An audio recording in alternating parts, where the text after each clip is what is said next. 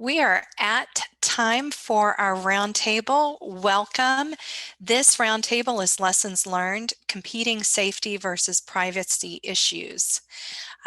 This is the first time for IFMA that we've been doing a virtual roundtable, and our goal is to have a very healthy conversation about safety versus security. The conference description is, how does an FM keep occupants safe without infringing on their right to privacy? It is a balancing act for the best of us. So we hope to discuss experiences and knowledge and best practices, perhaps go into what worked or even what didn't work so that we can all share our knowledge and experience with one another. My name is Kim Coffey, and I am an IFMA staff person. I'm in the professional development area, and I also have great pleasure of working with our partners who bring quite a bit of content and information with them to IFMA that we then share out with you as our members and also out into the profession. It gives me pleasure to introduce our facilitators today. We have three facilitators that will help guide us in the conversation and share their experience and knowledge. First is Nick Muller. He is Vice President with industry-leading sound masking technology company, LogiSon. His primary responsibilities include strategy, research, product development, and international market development. Nick and LogiSon firmly believe in educating the market about acoustics and high-performance sound masking. They've authored hundreds of published articles, which you might be able to find one in IFMA's Knowledge Library, and devote significant resources to advancing acoustical standards with such organizations as ASTM, ASA, LEAD, and WELL. Nick, we're glad to have you with us. Our next facilitator is John Wang. John Wang is the CEO and co-founder of IAdea, a maker of room scheduling panels and desk booking devices. Mr. Wang led IAdea to receive several industry recognitions, including Red Herring's Asia 100 Award as an innovative and fast-growing company. I would say that if this was an in-person conference, John would get the award for furthest distance traveled. He's joining us from Taipei. So yes. Welcome. Welcome. Pleasure. And our third facilitator is Adrian Wagant. Adrian is the Managing Director of the Americas for Spacewell, a global technology and consulting firm focused on making buildings smarter and enhancing the occupant experience. Adrian has nearly 20 years of professional experience in management roles at the intersection of technology, finance, and business. He has a problem-solving mindset, so we want to make sure we take advantage of that today, and loves to tackle business challenges, drawing on his diverse range of experiences, analytical insight, and business acumen. Thank you, everybody. And I do see that we have a number of our attendees that have joined us. Again, I do want to encourage you to turn on your cameras. I think that will enhance the feel of this being a roundtable where we have conversations and discussions. Again, our topic today is Lessons Learned, Competing Safety versus Privacy Issues. So, as we discussed earlier, we have the general description being, how does an FM keep occupants safe without infringing on their right to privacy? So it is a balancing act, right? Safety versus privacy. It's a very broad topic, even in the realm within facilities. So since we only have 30 minutes for this roundtable, we're going to focus on a couple of aspects of privacy that FMs are faced with daily, and discuss, is there a way that we can balance your occupant safety with their right to privacy? So these two aspects are privacy within the physical space, and then privacy with data collection, sharing, and storage. So it's not just about your ID being kept on file, but your location, your activities, both during your personal time and at the office, as well as your health status. That is something right now that we're all facing. So being that we are in the midst of the pandemic still, which as we head out of 2020, you know, we're still having to plan for it and look to the future. So we may still see a number of changes in how offices are used and workspace is structured, both due to the pandemic, but also an uncertain future and how this might change the way we do things. So FMs, you have to provide, or excuse me, you have to plan ahead for privacy and productivity in both closed and open areas. We can see this having an impact on the acoustical privacy as well as your visual privacy. So what are some of the major considerations here? And Nick, I'll start with you if that's all right. Yeah, absolutely. So our background, per your introduction, is more on the acoustical side. You know, we've really been putting quite a lot of thought into what the impacts are that are unique to the situation that we find ourselves in right now with COVID, and the tremendous amount of planning that employers are going through trying to bring people back into the office environment safely. You know, our perspective is that we can put the effort into bringing people back in safely, but we have to make sure, obviously, that they are still productive, and that whatever speech privacy requirements they had that existed before are still met. And one of the challenges here is that as people come into the office, a lot of the ways that we use those physical spaces are going to be changed from the way we used to be able to do that. It may be you know, restacking, repositioning of people, either closing a lot of the closed rooms for meeting rooms, moving individuals into those spaces as private workspaces, and so on.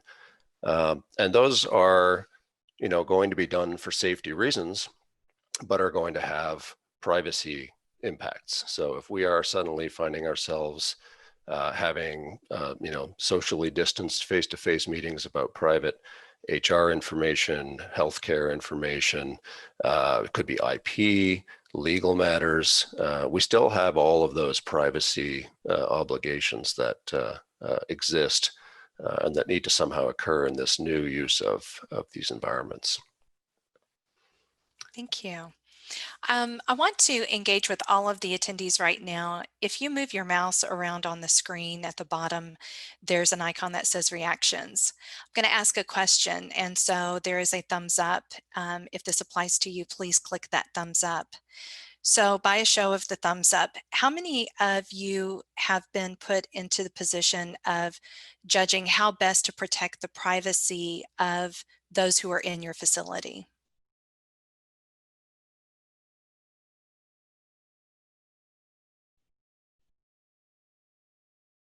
Okay, Nick, Mandy, Mark.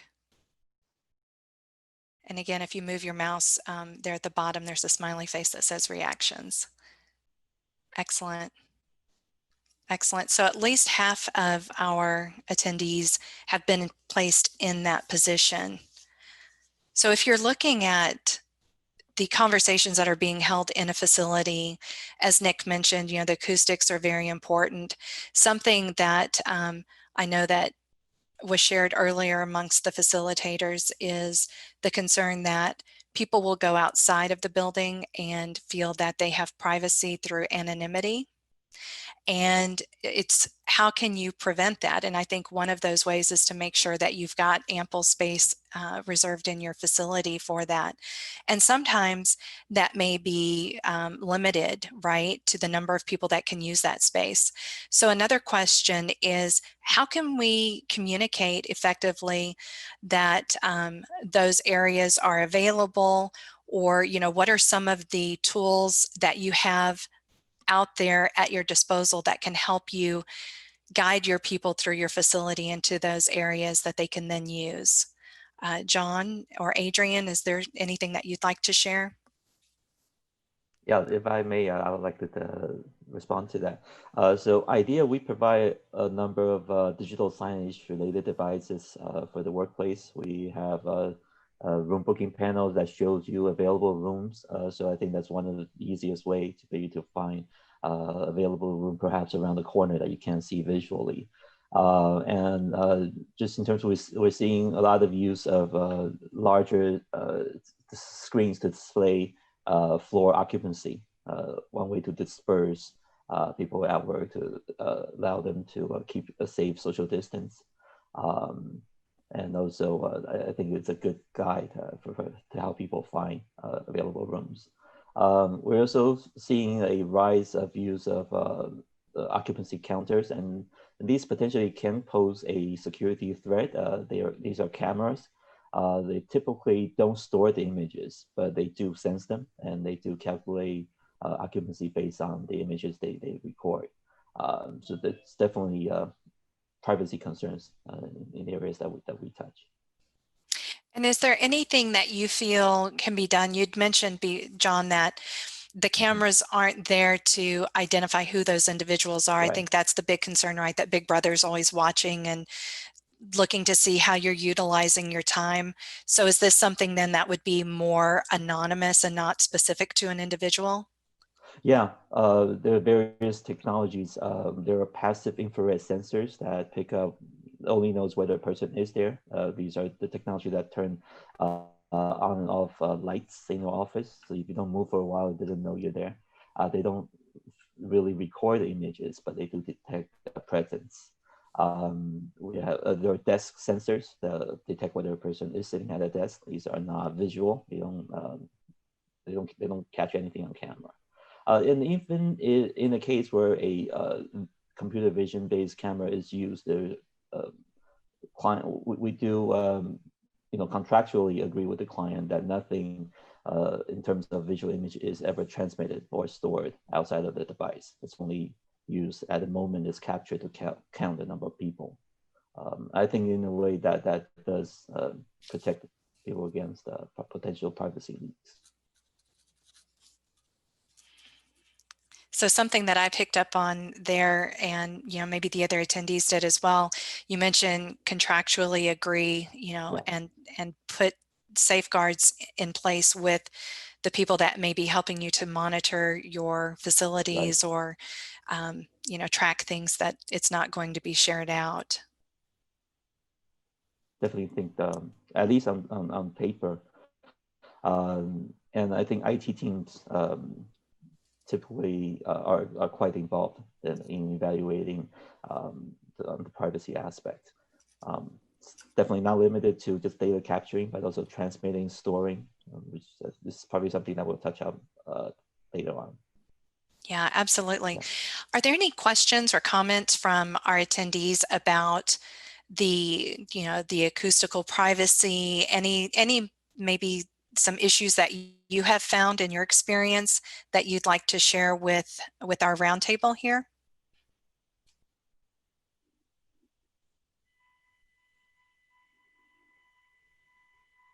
And if you're not comfortable maybe speaking it, there's a chat window that you can definitely put any questions or comments in there. Kim, while we're waiting, if you don't mind, I'll fill the gap maybe, yeah, by just providing some general comments here. Acoustically speaking, speech privacy is generally provided by a trilogy of strategies, shall we say, in office design. So it's known as the ABCs, A for absorption, B for blocking, and C for cover or control, which is provided by sound masking systems. And the three of those each provide a different element towards the acoustical control of the speech privacy level within a space. What we're really going to be talking about now, if we're in the COVID situation, is a lot more activity happening out in an open area. And there, of course, you have a lack of physical separation between people, which means that people's voices aren't going to be impeded from traveling at short distance. And that means that, one of the accommodations people can do as they're bringing folks back into the office is to separate them out a little bit more, which of course we're going to want to do for social distancing anyway. But that will also mean that the sort of natural ambience of the space is going to be lower because there'll be few people talking and so on. And when the background sound level in the office is low, that means you can all of a sudden understand conversations at a greater distance. And so this is where, technology like masking comes into place, because it allows you to raise and elevate the background sound level to cover up those conversations and to reduce speech privacy. Distance is also your friend, as I said, so any private conversations that are going on, the location of those should be carefully considered. Yeah, thank you. Thank you. So as we continue talking about safety versus privacy in this context, we know that the prevention of COVID-19, as you mentioned, Nick, with the distance physically, is driving some of the governing bodies to collect quite a bit of information on individuals. And sometimes the facility manager is asked to collect this. So it's from one's health status to a recent travel history. Amassing this amount of information at the workplace by employers raises those natural concerns about safety, or excuse me, about privacy. So what tools or policies are in use to help keep employees safe? And what are some of those tools? Adrian, are there any tools that you're familiar with that have been really effective in this? Well, I mean, there's a lot of different tools out there. There's the more intrusive versions and then the less intrusive. And the whole question right now is, how far do I want to go in ensuring the safety of the employees, or how much freedom are they willing to give up in terms of privacy? And the other thing is that now we're kind of heading into the new year with the vaccine kind of in the backdrop. So a lot of companies are really just kind of holding out in the hopes that soon enough this whole topic will disappear. But I mean, the question is, can you really leave your employees at home for another half year until it actually kicks in? So from our end, we make a lot of software to kind of improve the employee experience, to gather information in regards to space usage. We have a broad range of software solutions, but ultimately, pre-COVID, it was always about finding out how space is used to optimize that, generate a return. So there's kind of a use case for the software itself, and we adapted that to kind of the COVID world so that you are still getting a return on investment and not just investing in something that has a short-term gain of being able to bring your employees back into the office. So that being said, some of the solutions are on live floor plans or mobile apps that the employees have to show a flow plan throughout the office, so which direction you should be going to reduce the number of chance collisions you have between people walking around.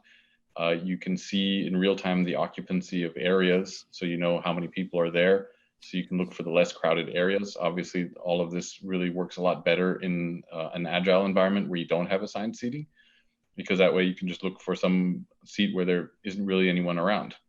At the same time, by gathering the data on how the space is used, not how people, what people are doing, you do get an understanding of what the space is being used for, because no one really knows what's going to happen with the office post-COVID, whether this whole kind of hybrid office is going to continue working as it has been these past few months.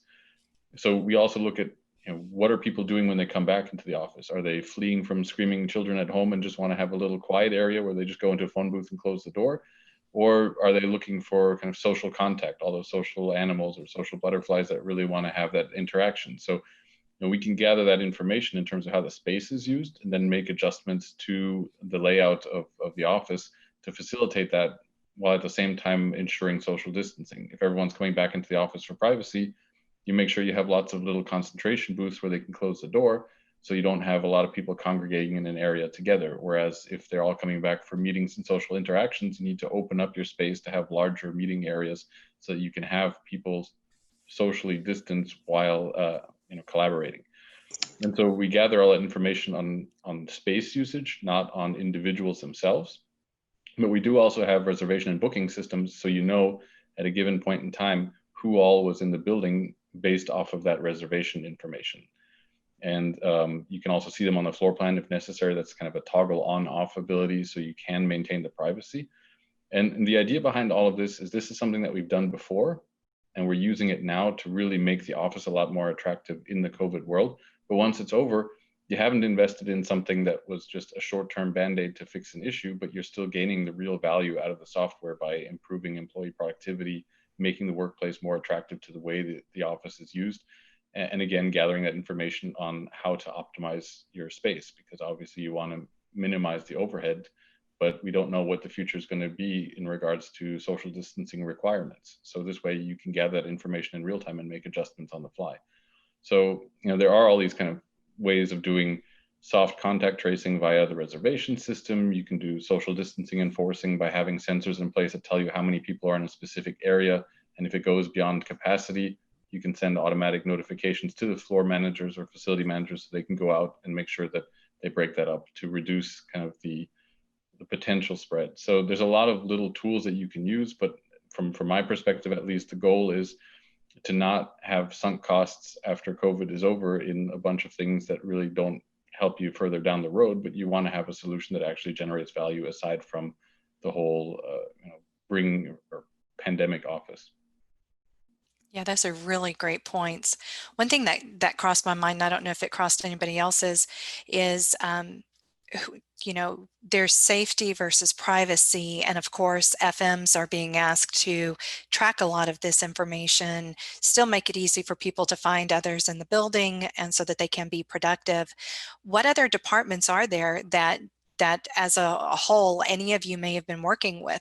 One that comes to my mind is HR. Has anybody been working directly with your HR team to just make sure that what's being tracked and the accommodations that you guys are making, that it makes sense or that it's not infringing too far on somebody's privacy?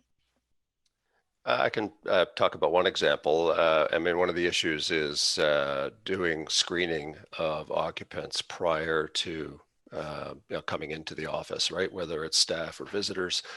And oddly enough, that's done for safety, but it also presents a privacy issue, because if someone is being asked about their medical condition, medical history, and then potentially either being overheard or visually seen being turned away, that has an implication for the privacy of their healthcare information.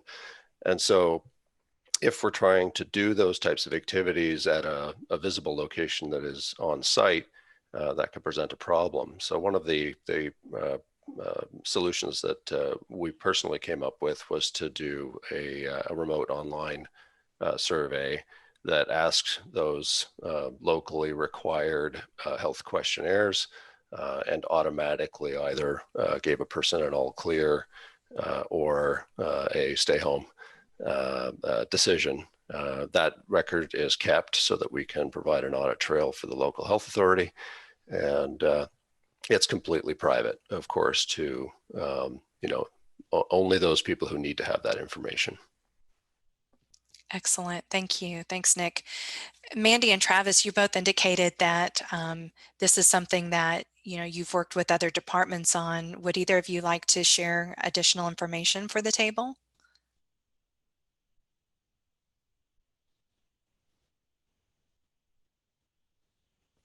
I'll go ahead. I mean, I am actually part of our privacy team to have our policies and everything comply with like GDPR, CCPA, things like that. So I work a lot with the legal team, with HR. Me and the HR departments are really closely aligned in terms of what we are trying to collect, what we are trying to not collect, and how we can ensure that our staff understand why we're collecting it. I think that's the key component, is being completely transparent with your staff as to why this information is important and what you are doing with the information. And in addition to what you're doing with information, how long it's being stored and subsequently being destroyed so that it is not, able to be used in any, negative way. Yeah, that's great feedback. So in your position, Travis, if you look at prior to the pandemic, are you being engaged in more conversations about this, about really seeing how the space is being used, who's using it, and keeping up with that? You'd mentioned that you're on that committee for the privacy. Any best practices you can share with us as well? Yeah, I mean, for us, we've been pretty limited. We're here in North Carolina, and they actually just kind of scaled us back again a little bit more. So we are a medical organization. So our president is a physician. So he's pretty much on the conservative side of it. So we've essentially just been shut down to essential workers until June of next year. We've already gone ahead and made that decision. So for us, it's really more of when the vaccine is available and there's less community transmission, then we will consider opening up. We're not going to open up partially. We're not going to have people walking around the buildings in masks and, you know, staggering it out. So that's where we are right now. As we get closer to opening up, obviously that'll probably change. Correct. Yeah. Thank you. Thank you, Travis. By a show of hands, is anybody at your facility, are you doing any kind of pre-screening, like Nick was saying, anything that is actually physically there at the building before they come in?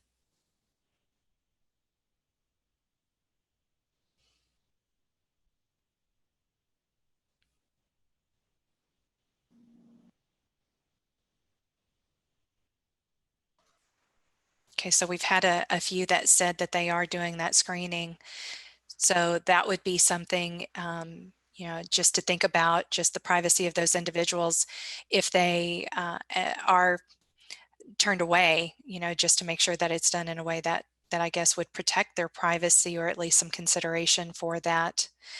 A follow-up that question that I've got for the team here is, you know, a lot of the FM industry is pondering or thinking about the possibility that the scope of the facility post-pandemic may expand to place your staff at co-working spaces to allow them, employees, to work in between the corporate office and their home. And so that would help mitigate some of the shortcomings of work from home. Like we were hearing, do you need just a quiet place with no distractions? Does your company, anybody, by a share of thumbs, I guess, share in that? Is that something that is being floated as a possibility?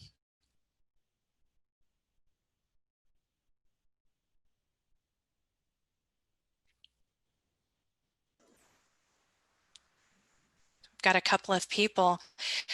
Would you like to share maybe if you've got any pros or cons as you're considering that? So I can like to jump in, and so we are in business of providing acoustic flexible solutions, or we call it movable walls. So it's more from the customer feedbacks. In fact, we've started getting a lot of inquiries from our existing corporate clients. Primarily, historically, movable walls has been used only to divide, let's say, the conference room or the boardrooms, more from the acoustical privacy standpoint. But now, with the gaining traction and learnings which are coming out, as Adrian mentioned in between, that, you know, the flexibility part, like a lot of people want to just come in for focused work. There are some teams who wants to come in for collaboration or innovation or whatever it is. So we've in fact got a lot of interest in how do we get a quick solution by providing movable walls, so that we turn our existing portfolio or real estate footprint into more flexible approach. So it helps them kind of use the space like on demand, and B, also help mitigate the flexibility or the occupancy so that they can actually turn away people remotely itself if they want to come in. So there's no, so one of the interesting things which we are working on right now with one of the existing clients is to integrate one of the booking software platforms with our movable walls, so that what happens is once there is a scheduling which happens, anybody who wants to even book a desk, because the rooms are already occupied, because of the walls, the room would be kind of reconfigured in a way, then there is no question of screening coming in. So what happens is they also are trying to cut out the screening traffic when people really wants to come back in hordes. And we all know from various researches that people are just itching to come back to work to office for a variety of reasons, because everybody's stuck between four walls and children and so on and so forth. So, so that's interesting. I just wanted to share. So that's the trend. Came to your point, is more from the provider side. We getting that interest to how can we use movable walls or acoustic partitions in multiple ways, so that we really don't have to go out and start finding new remote locations or satellite locations and so on and so forth. Because that's, we all know from the real estate industry, that's a very, very expensive thing to do right now, just to cut short your leases, because lease can't just be cut short. So there are a variety of problems. And so the safe bet is, how do we kind of manage the space we have right now, rather than just kind of trying out some crazy ideas which nobody's aware about how it's going to pan out post the vaccine coming out. So So we are pretty close to time, and thank you for that, Ankit. What I would like to say is just some of the things that I've been hearing, and IFMA really hopes that this is the beginning of the conversation, and that's one reason why we have the roundtables at IFMA's World Workplace, is to begin the conversation. So for those of you that have joined us at this roundtable and you've been listening to our facilitators, we want to continue that. And anybody who may be watching this recording, there's additional content that is in IFMA's Knowledge Library, and you can certainly reach out to either myself or staff. There's information in how to reach out to IFMA. Let us know what your concerns are as it relates to safety versus privacy. There are things that you can do that all three of our facilitators have said will take you into the future of how your space is going to be utilized. Do keep in mind that it's not just the obvious safety, such as record keeping or even health status, but it's also what can be overheard, protecting people's privacy if there's some sensitive information being discussed, whether it's about themselves or about the company, and protecting your intellectual property. Those are some really important considerations to have in mind, especially as you are having to spread people out and make sure that they're appropriately distanced. We're not sure when that might end, but I feel that there are some great takeaways in terms of safety, that not just safety, but privacy, that we can take from this. I would like to invite our facilitators to, if there's any last minute thoughts that you'd like to share with our roundtable.